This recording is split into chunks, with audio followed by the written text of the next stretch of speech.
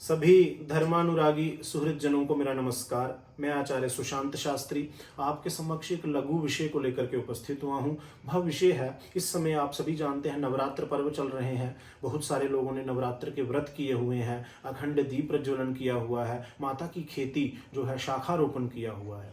तो अब लोगों में यह दो विचार हैं कि जो नवरात्र के व्रत हैं उनकी पारणा वह कब करेंगे और माता की जो खेती है उसका विसर्जन कब किया जाएगा। तो देखिए, पारणा के विषय में दो नियम होते हैं। उसमें एक तो पक्ष ये होता है कि लोग 9 व्रत करते हैं और उसके बाद जो है दशमी में उसकी जो है पारणा करते हैं। लेकिन हमारे यहाँ जो हम शक्ति संप्रदाय शाक्त संप्रदाय के जो लोग हैं और माता की जो उपासना हम लोग नवमी में कन्या पूजन, जब दुर्गाष्टमी या नवमी में जब कन्या पूजन करते हैं तो उसके बाद ही हम लोग जो हैं वह पारणा भी कर देते हैं, व्रतांत भोजन भी कर लेते हैं और जूठन करने का हमारे यहाँ लोक परंपरा है। तो हम नवमी में ही उसकी पारणा भी कर लेते हैं।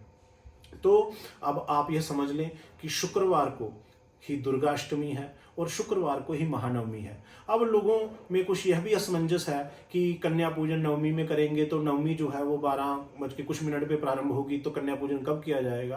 तो ऐसी बात नहीं है। ये जो अष्टमी जुता नवमी और नवमी जुता जो अष्टमी का पर्व, दुर्गाष्टमी और महानवमी का पर्व आप एक साथ मना रहे हैं, इसमें आप प्रातःकाल दुर्गाष्टमी में आप कन्या पूजन करिए। इसमें किसी भी प्रकार का कोई जो है वो शास्त्रीय निषेध नहीं है। आप आराम से कन्याओं का पूजन करें। ऐसे तो 9 नवरात्रों में ही कन्या का पूजन होता है, तो आप इसमें अष्टमी में कन्या पूजन करिए और उसके बाद आप इसकी व्रत की पारणा भी कर सकते हैं। और इसके साथ साथ जो माता का विसर्जन है वह आप जान लें कि हमारे यहाँ वार के अगर अनुसार देखें तो देखिए, सोमवार शास्त्रों में कहा गया है कि सोमवार, शुक्रवार, गुरुवार, बुधवार सर्व कार्येषु सर्व कर्मसु सिद्धि प्रदाः भवन्ति। तो इसलिए इन वारों में भी लोग जो है वो कहते हैं कि इन्हीं वारों में जो है वो माता का विसर्जन किया जाए। उसके अलावा जो शनिवार है, रविवार है, मंगलवार है, यह थोड़े जिन कार्यों के लिए कहे गए हैं वही कार्य इसमें सिद्ध होते हैं।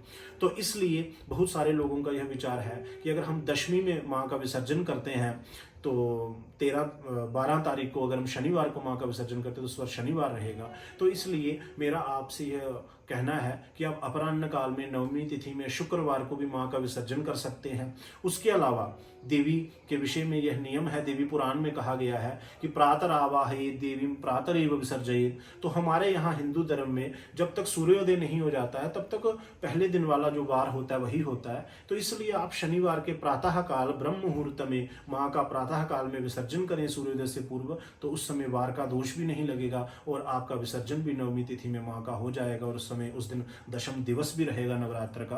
तो इसलिए आप जो है वो जहाँ तो शुक्रवार को अपराह्न काल में माँ का विसर्जन का विसर्जन कर दें, या फिर आप शनिवार को नवमी तिथि रहेगी उस समय आप ब्रह्म मुहूर्त में सूर्योदय से पहले माँ की खेती का विसर्जन कर सकते हैं और माँ से प्रार्थना कर दें कि हे जगत जननी, हे माँ, हे दुर्गे, पुनः आप का हम वासंतिक नवरात्रों में 6 महीने बाद आपका आवाहन करेंगे और आप पुनः हमारे घर में सुख, ऐश्वर्य, संपत्ति के साथ आएँ। जय माता दी। इन्हीं शब्दों के साथ मैं आपको बहुत बहुत शुभकामनाएं देता हूँ दुर्गाष्टमी की, महानवमी की। जय माता दी।